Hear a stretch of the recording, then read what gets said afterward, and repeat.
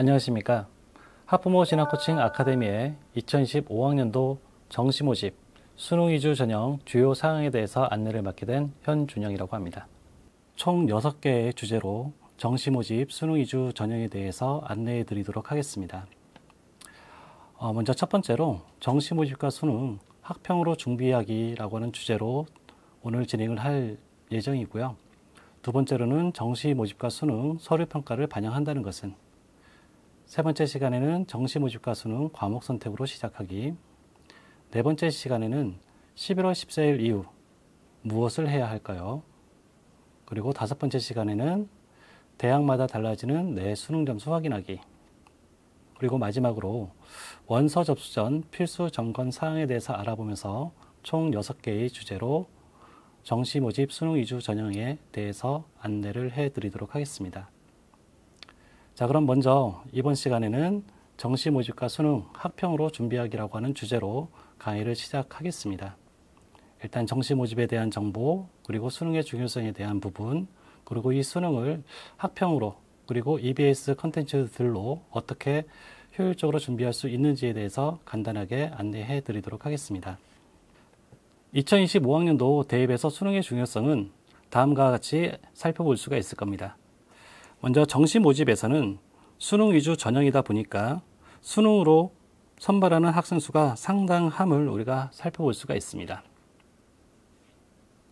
자, 그리고 수시에서도 교과 전형이나 종합 전형, 논술 전형인 경우에 수능 최저 학력 기준을 설정한 대학들이 상당함을 또 확인할 수가 있을 겁니다. 자, 그래서 수능을 반영하는 대학에서 선발하는 인원들을 살펴보니까 전국적으로 교과 전형에서 37,000명을 선발을 하는데, 수도권에서는 수능을 반영하는 학생 선발 인원수가 8,475명이고요. 그 다음에 미반영으로 선발하는 학생 수가 3,046명입니다.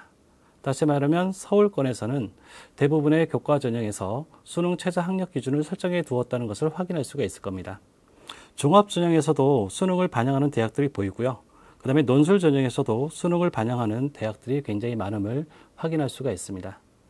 전체적으로 살펴봤을 때 서울권에서는 수능을 반영해서 학생들을 선발하는 규모가 45,952명, 그리고 미반영하는 학생 수가 19,525명으로 수시든 정시든 수능의 중요성이 굉장히 크다고 살펴볼 수가 있을 겁니다. 이번에는 수능과 관련한 이야기를 좀 더 해보려고 하는데요. 제가 2024년 3월 28일에 대학 수학능력시험 시행 기본 계획이 발표가 된 후에 신문 기사들에서 수능에 대해서 다루고 있는 기사들을 좀 모아봤습니다. 그리고 그것을 워드 클라우드로 한번 만들어 봤는데요. 만들어 보니까 수능이라고 하는 말이 가장 크게 보이고요. 그 다음에 한국사라고 하는 어휘도 보이고요. 연계출제라고 하는 그런 키워드들도 보이고 있습니다. 일단 한국사는 수능에서 필수 응시 영역이기 때문에 중요하게 체크가 되어 있는 것 같고요.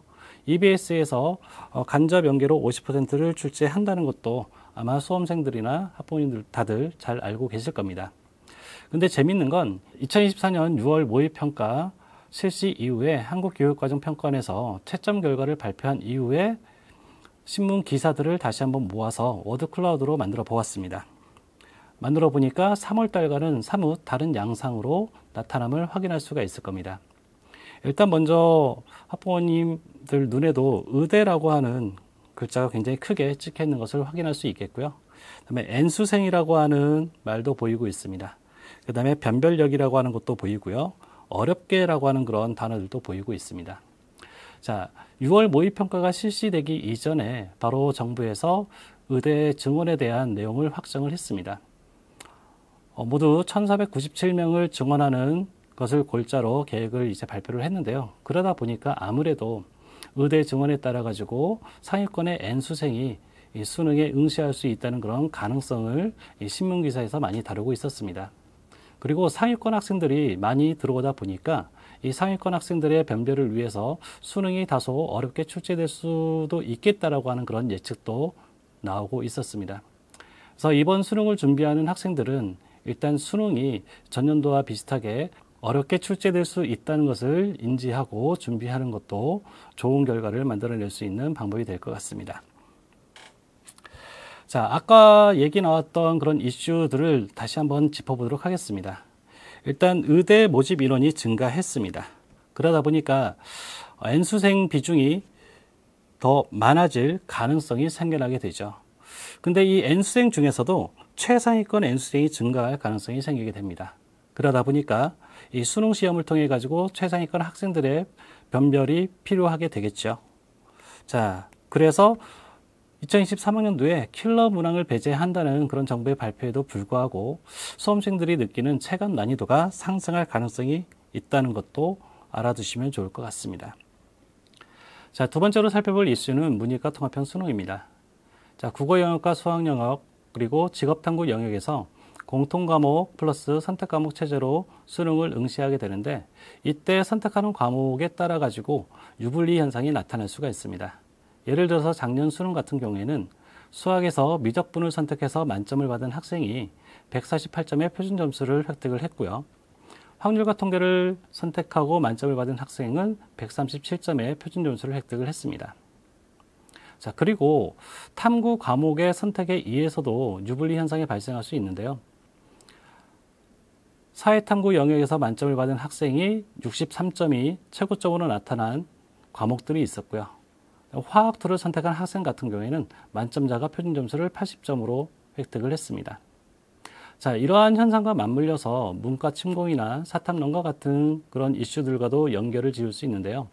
자, 이것은 대학에서 수능 필수 응시 과목을 폐지하는 경향과 그리고 통합 변환 표준 점수를 통해 가지고 학생들을 선발하는 그런 기조와 연결이 된다고 볼 수 있습니다.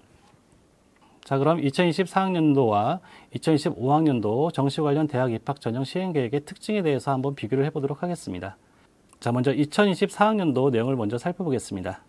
대입제도 공정성 강화 방안에 따라 가지고 자, 수시 모집은 학생부 위주로 선발을 하고요. 정시 모집은 수능 위주로 선발한다는 내용이 있었습니다. 그리고 대입 전형강 불균형을 해소하기 위해서 서울 소재 16개 대학에서는 정시 수능 위주 전형에서 40% 이상을 선발한다는 그런 계획이 있었습니다. 자, 2025학년도 정시 관련 대학 입학 전형 시행 계획의 특징을 한번 살펴보시면 2024학년도와 대입 전형의 일관성을 유지하고 있습니다. 그런데 2024학년도보다 수능 응시 과목에 관계없이 문이과를 통합 선발하는 대학이 증가하고 있다는 것이 하나의 특징입니다. 자, 그리고 2025학년도 대입 전형에서 학교폭력 조치 사항이 자율적으로 반영되게끔 되어 있는데 이번 정시에서는 총 21개 대학이 학교폭력 조치 사항을 정시에서 반영하고 있습니다. 2024학년도와 2025학년도의 대입 환경의 변화에 대해서 간단하게 짚어보도록 하겠습니다. 자, 먼저 2024학년도는 고3 재학생 수가 감소했고요. 졸업생이 증가했습니다. 그리고 국어에서 언어와 매체, 그리고 수학에서는 미적분을 선택하는 학생들이 증가했습니다. 그리고 2025학년도를 살펴보면 일단 의대 정원에 대한 그런 이슈가 두드러지고요. 무전공 선발 규모가 확대된다는 그런 특징이 있습니다. 그리고 재학생과 졸업생 규모가 다소 증가할 수 있다는 그런 예측을 해볼 수가 있겠고요. 킬러 문항을 배제한 이후에도 수능의 난이도가 유지될 가능성이 있다는 것도 염두에 두셔야 되겠습니다. 자, 밑에 보시는 표는 자, 대입 재학생 수 변화에 대해서 소개가 되어 있는데요. 일단은 지금 대학교 1학년에 재학 중인 학생들, 그 다음에 지금 현재 고3 학생들, 그리고 지금 고2 학생들, 고1 학생들의 그런 재학생 수가 나와 있습니다. 작년보다는 재학생 수가 더 많아지다 보니까 일단은 수능에서 경쟁해야 될 학생들이 더 많아지게 된 거죠. 자, 그리고 의대 증원 이슈와 맞물려서 N수생이 더 증가할 가능성이 있다 보니까 아무래도 이번 수능이나 정시에서는 전년도보다 좀 더 경쟁이 치열해질 수 있다는 것도 염두에 두셔야 될 것 같습니다. 자, 연도별 N수생 비율을 한번 살펴보겠습니다. 2021년부터 2022년, 2023년, 2024년을 가면 갈수록 N수생 비율이 점점 늘어나는 것을 확인해 볼 수가 있는데요. 아마도 이렇게 N수생 비율이 증가하는 추세는 아마 올해도 이어질 것이라고 예측해 볼 수가 있을 겁니다. 자, 먼저 2025학년도 정시 모집 요강은 대학별로 2024년 9월 1일까지 발표가 될 예정입니다. 그리고 수능은 2024년 10월 14일에 치러질 예정이고요. 수능 성적은 2024년 12월 6일에 발표가 될 예정입니다. 그리고 정시 모집 원서 접수는 2024년 12월 31일부터 2025년 1월 3일까지 대학별로 3일 이상 진행이 되게 되겠고요. 정시 모집 합격자 발표는 대학별로 2025년 2월 7일까지 발표가 됩니다. 합격자 등록하는 기간은요, 2025년 2월 10일부터 2월 12일까지 3일간이고요. 이때 등록하지 않은 학생들에 대해 가지고 충원 합격자를 발표하는 그 시간이 2025년 2월 19일까지입니다. 자, 이번 2025학년도 정시 모집 일정에서 특징이라고 볼 수 있는 거는요, 일단 미등록 충원 합격 마감 시간이 지정이 됐다는 겁니다.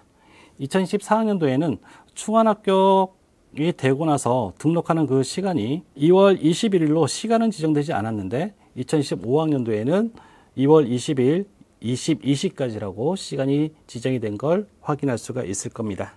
자, 그래서 여러분들은 미등록 충원 합격 합격자의 통보 방법이랄지 또는 시간에 유의해서 충원 합격이 되었을 때 정해진 시간에 등록할 수 있도록 유의해 주셔야 되겠습니다.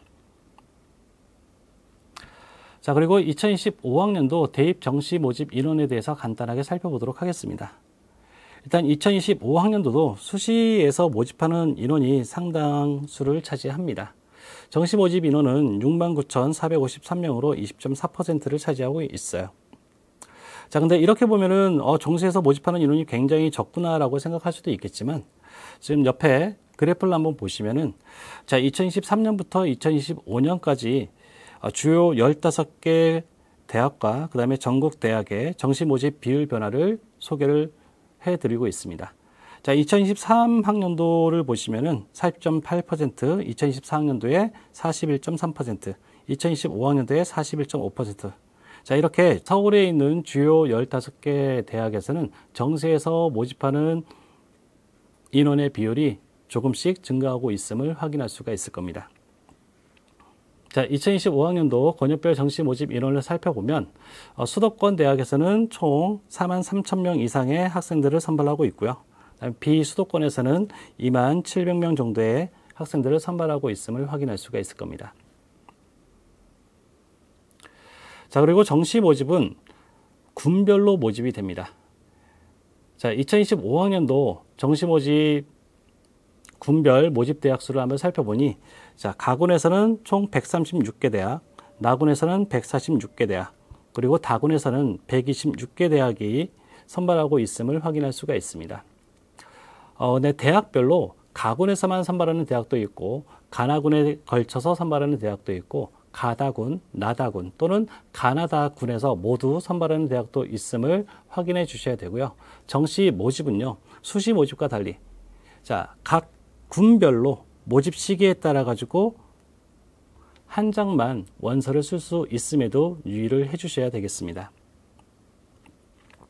자, 이번에는 수능 성적 통지표와 관련한 부분을 살펴보도록 하겠습니다. 자, 수능 성적 통지표는 평소에 치르는 전국연합평가와는 다르게, 자, 원점수가 나오지 않고요. 한국사, 영어, 제2외국어 한문 같은 경우에는 절대평가로 등급 점수만 공개가 됩니다. 그리고 국어, 수학, 탐구 영역 같은 경우에는 표준 점수와 백분위 등급 점수만 표기돼서 나타납니다. 그럼 자, 성적 통지표에 나와 있는 표준 점수, 백분위 등급 점수가 어떤 건지를 간단하게 좀 살펴보도록 하겠습니다. 자, 원점수는 시험을 보고 받은 원래 점수입니다. 근데 수능 성적표에는 표시되지 않지만 가채점을 실시한 이후에 자신의 예상 등급을 확인을 하거나 그걸 바탕으로 해서 지원 가능 대학 찾기에 활용할 수가 있습니다. 국어, 수학, 영어는 100점이 만점이고 한국사와 탐구는 50점이 만점입니다. 자, 표준 점수는 수험생이 받은 원점수가 평균에서 얼마나 떨어져 있는지를 반영한 점수입니다. 전체 수험생 사이에서 자신의 상대적인 위치 측정이 가능하고요. 시험 난이도에 따라서 표준 점수는 변화합니다. 자, 보통 우리가 수능을 봤을 때 물수능이다, 불수능이다 라고 많이 얘기하는데, 불수능인 경우에는 학생들이 시험이 어려웠기 때문에 평균 점수는 낮아지겠죠. 그러면은 표준 점수의 최고점은 높아지게 되는 겁니다. 물수능인 경우에는 학생들이 대체적으로 시험을 잘 봤기 때문에 평균 점수가 올라가고요. 그러다 보니까 평균에서의 나의 점수 거리가 그만큼 가까워질 수밖에 없겠죠.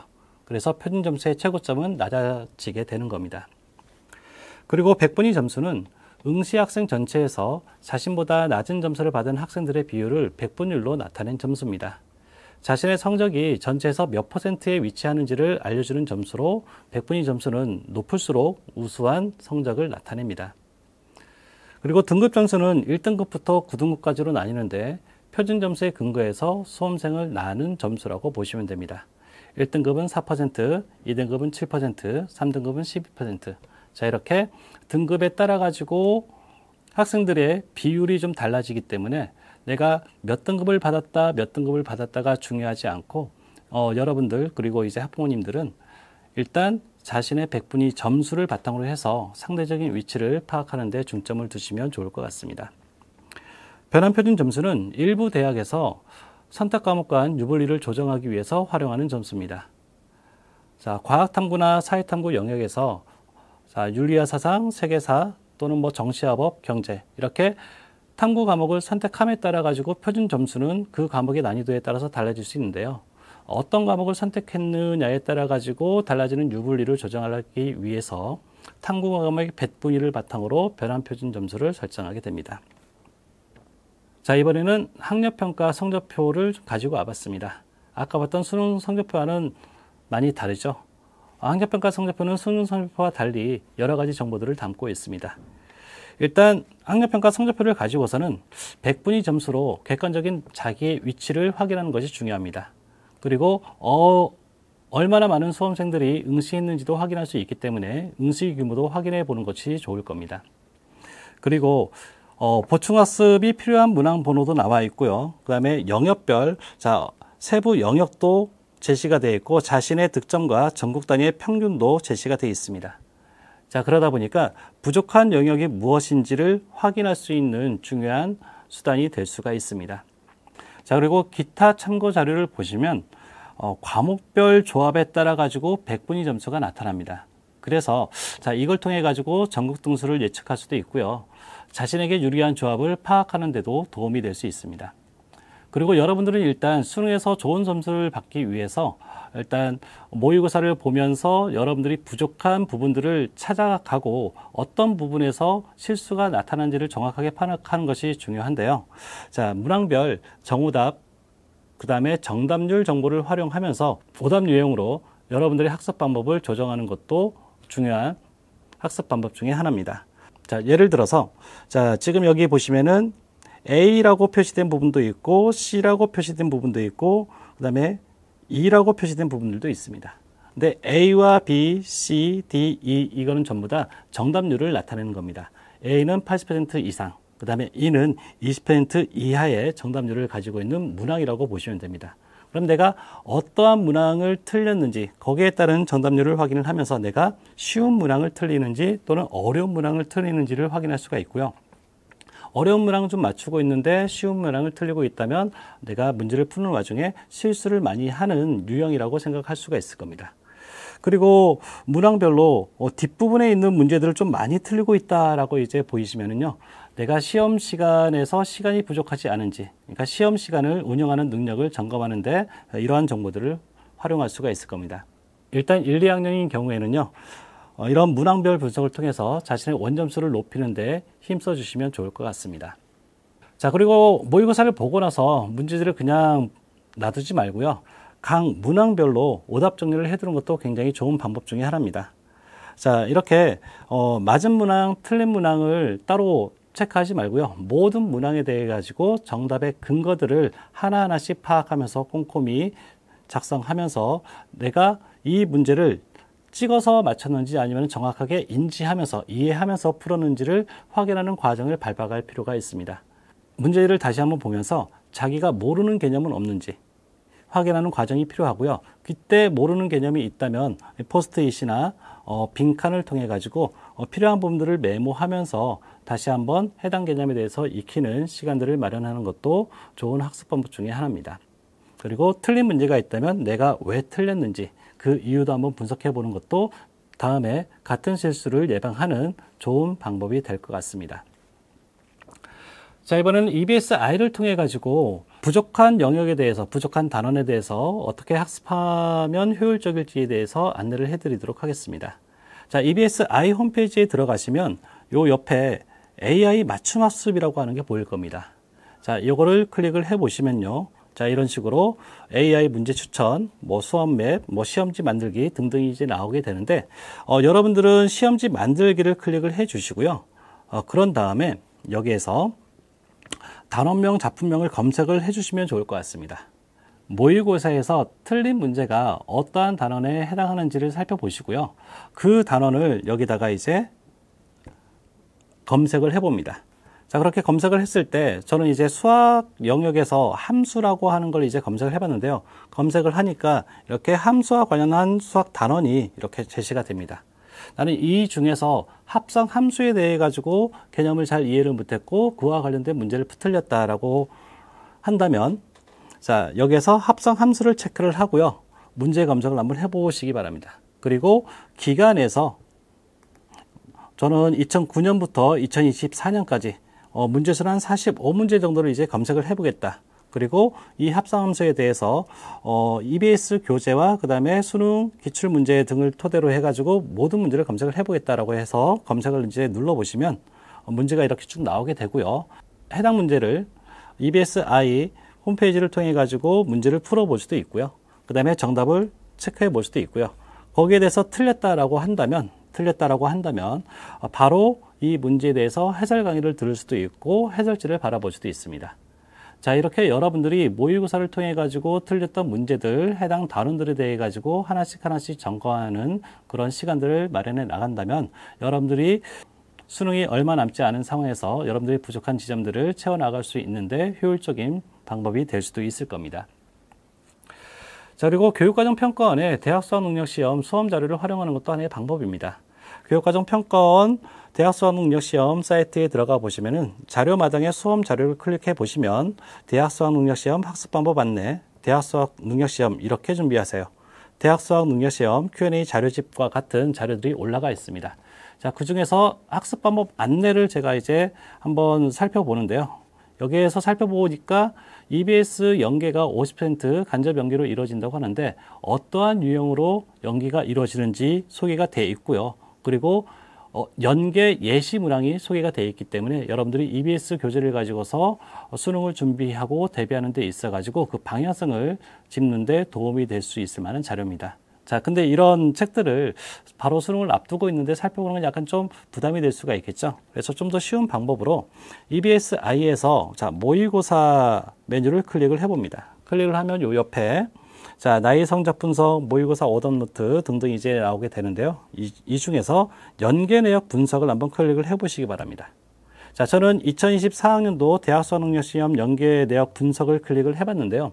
자, 이 연계 내역 분석을 클릭을 하면 한국교육과정평가원에서 출제한 문제들, 다시 말하면 6월 모의평가, 9월 모의평가, 수능까지 해당 시험들이 EBS 연계 규제에서 어떻게 연계가 되었는지, 난이도는 어떤지, 그 다음에 출제 경향은 어땠는지까지 전부 다 분석된 자료들을 한꺼번에 살펴볼 수가 있습니다.